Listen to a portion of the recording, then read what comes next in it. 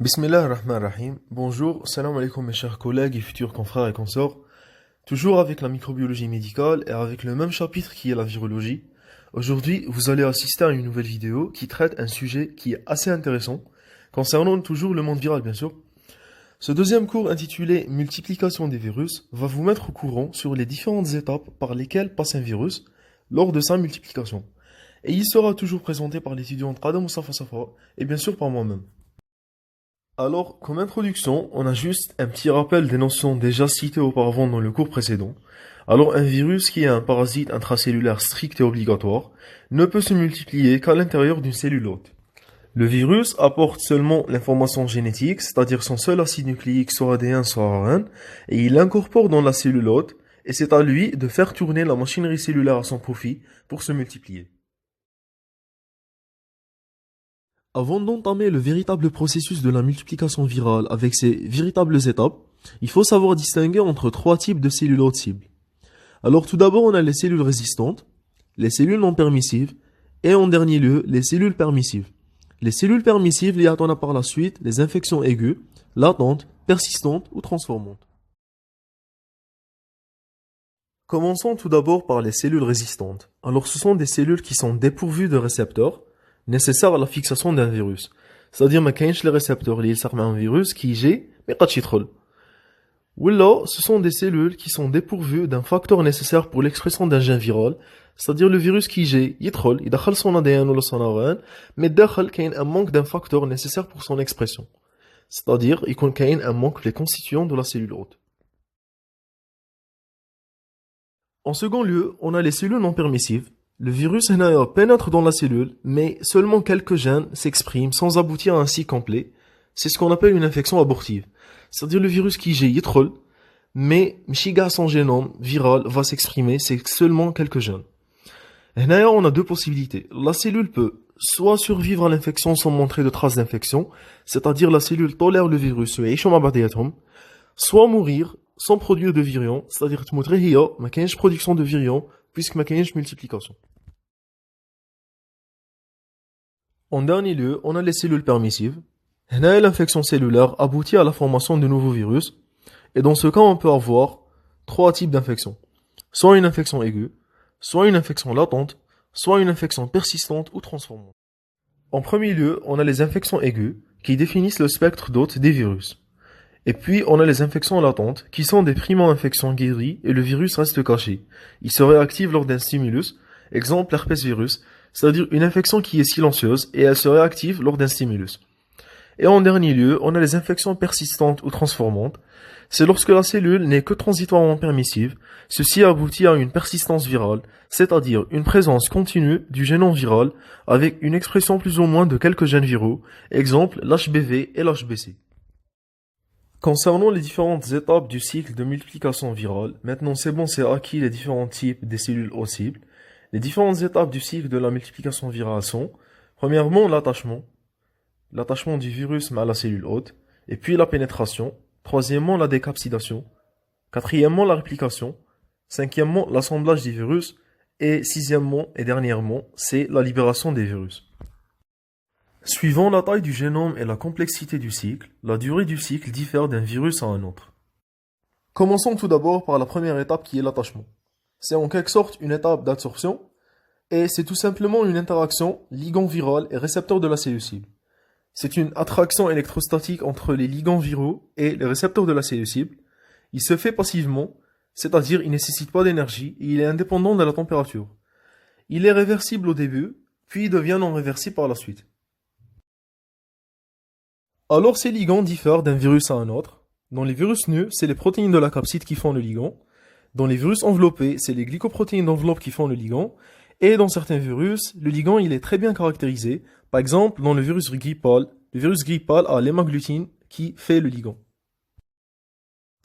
Deuxièmement, on a la pénétration qui se fait activement et qui nécessite de l'énergie, contrairement à la première étape qui était l'attachement et qui se fait passivement. Elle se fait activement. Et on commence par les virus nus.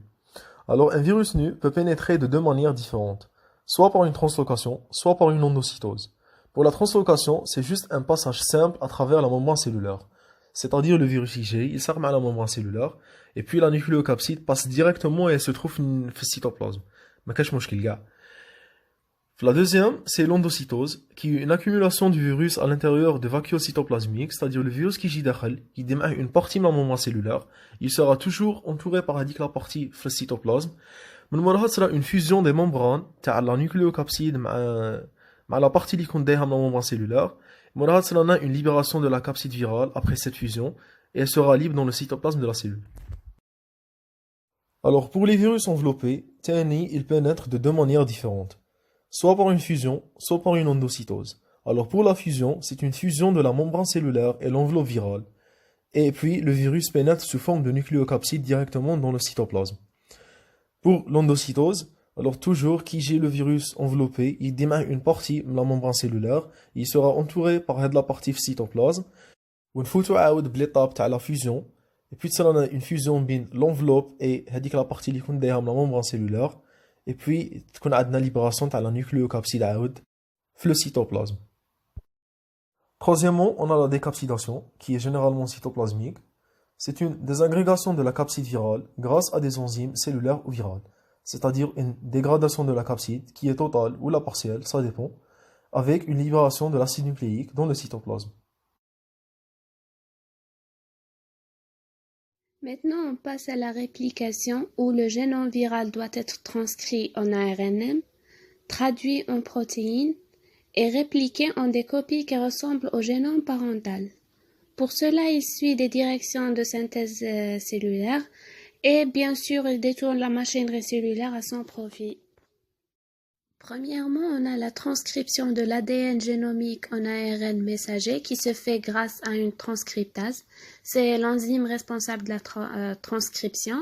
Cet ARNM se dirige après vers le cytoplasme, exactement vers les ribosomes, et se traduit en protéines virales. La stratégie de la réplication est dépendante de la nature du matériel génétique, ça veut dire ADN ou ARN, et aussi de sa structure bicaténaire ou monocaténaire.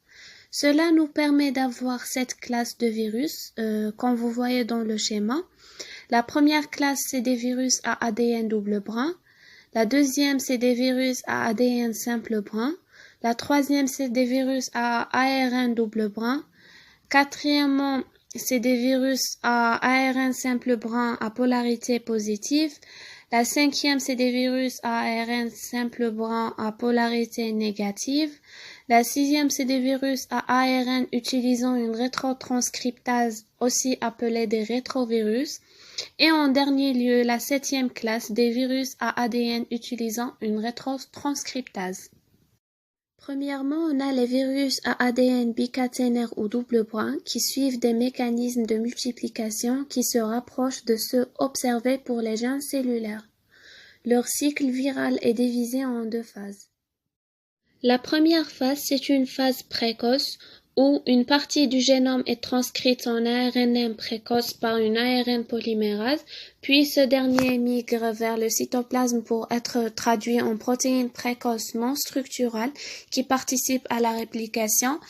Ça veut dire que ces protéines précoces jouent le même rôle que les enzymes. Et ensuite, l'ADN génomique subit une réplication à l'aide des protéines précoces qu'on a parlé, par une ADN polymérase, par un mécanisme qu'on appelle une réplication semi-conservative. Ce mécanisme de réplication semi-conservative, ça veut dire que sur les 2 brins de toute molécule d'ADN, il y a toujours un brin parental. C'est l'ancien brin, ça veut dire de l'ADN qui a subi la réplication, et un brin fils nouvellement formé qui est complémentaire au brin parental, pour qu'à la fin on obtient plusieurs molécules d'ADN qui portent les mêmes gènes que le premier ADN génomique. La deuxième phase, c'est la phase tardive où les ADN néoformés vont servir de matrice pour une deuxième transcription, aboutissant à la formation d'ARN messagers tardifs qui, après traduction, vont produire des protéines tardives de structure qui forment la capside et l'enveloppe pour former de nouveaux virus. On a aussi ce schéma qui englobe tout ce qu'on a vu avant. On voit une fusion de l'enveloppe virale et de la membrane cytoplasmique de la cellule cible. La capside est libérée dans le cytoplasme, elle va migrer alors jusqu'au noyau où elle va se décomposer. L'ADN viral sort de la capside et entre dans le noyau où il va y avoir les deux phases qu'on en a parlé avant pour qu'à la fin les virions formés bourgeonnent à travers la membrane nucléaire, passant par le réticulum endoplasmique et l'appareil de Golgi pour terminer leur maturation et sortent de la cellule. Passons maintenant aux virus à ADN monocaténaire. Ces virus ont une réplication nucléaire qui peut être autonome, c'est-à-dire le virus n'a pas besoin de l'aide des autres virus, alors que d'autres virus sont défectifs et exigent la présence de virus auxiliaires comme l'adénovirus ou l'herpesvirus. Pour la multiplication de ce genre de virus, on a premièrement une formation d'un ADN double brun ou bicaténaire à partir de l'ADN monocaténaire à l'aide des protéines cellulaires. Ces ADN bicaténaires servent de matrice pour la réplication du génome d'une part, et d'autre part, ils vont subir une transcription en ARNM pour la formation des protéines virales de structure, pour avoir finalement des progénitures virales ou bien de nouveaux virus fils. Pour les virus à ADN utilisant une rétrotranscriptase, le génome est un ADN circulaire partiellement bicaténaire. Ces virus ont une propriété spécifique, c'est la capacité de reproduire une molécule d'ADN à partir d'un ARN. On prend l'exemple des hépadnaviridés ou bien le virus des hépatites B qui s'attache à la cellule cible ou l'hépatocyte par son antigène. Après, on voit une libération de la nucléocapside qui migre vers le noyau où elle libère son génome. Cet ADN libéré devient de configuration circulaire et il se transcrit en ARNM qui sert à la formation des protéines constituant le virus. En même temps, un ARN prégénomique est également synthétisé puis encapsidé. La polymérase virale produit par son activité de rétrotranscription le brin complémentaire long négatif de l'ADN. L'ARN se dégrade et le brin court de l'ADN se produit pour aboutir à un ADN circulaire partiellement bicaténaire qui constitue le génome du virus. La nucléocapside formée se dirige vers la membrane cytoplasmique et se bourgeonne pour sortir de la cellule sous forme de virus enveloppé. On a ici une particularité dans les infections chroniques, il y a une intégration du génome viral dans le chromosome cellulaire. On a aussi des virus à ARN de polarité positive. Ces virus ont un génome codon qui est prêt à être traduit directement en protéines par les ribosomes de la cellule hôte, parce que leurs ARN ont la même polarité que l'ARNM. La réplication du génome est assurée par une polymérase virale qui recopie l'ARN génomique positif en ARN antigénomique négatif et ensuite recopie cet ARN négatif en ARN génomique répliqué positif. Et en même temps, il donne aussi des ARNM pour se traduire en protéines de structure, ça veut dire l'enveloppe et la capside, qui, en plus de l'ARN génomique répliqué, forment la progéniture virale, donc les nouveaux virions qui sortent de la cellule. On passe maintenant au virus à ARN de polarité négative. Ici, c'est tout à fait le contraire des virus à polarité positive. L'ARN génomique est non codant. Il ne peut pas être traduit en protéines. Donc, il va être transcrit par la transcriptase virionique en ARNM qui se traduit en protéines. Comme tous les virus, on a une fusion du virus à la membrane cytoplasmique, puis pénétration, libération du génome qui est l'ARN négatif, qui donne un ARN positif ou ARNM traduit en protéines par la machinerie cellulaire et transcrit en ARN négatif par des enzymes virales qui subissent une encapsidation dans le noyau. Cette nucléocapside sort par bourgeonnement de la cellule. Pour les virus à ARN bicaténaire, un seul des ARN génomiques est transcrit et traduit en protéines.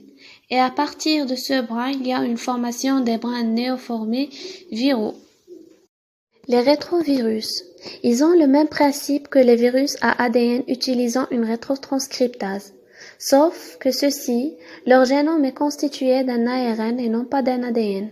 Et donc, il y a une formation d'un ADN proviral à partir de cet ARN grâce à une transcriptase inverse.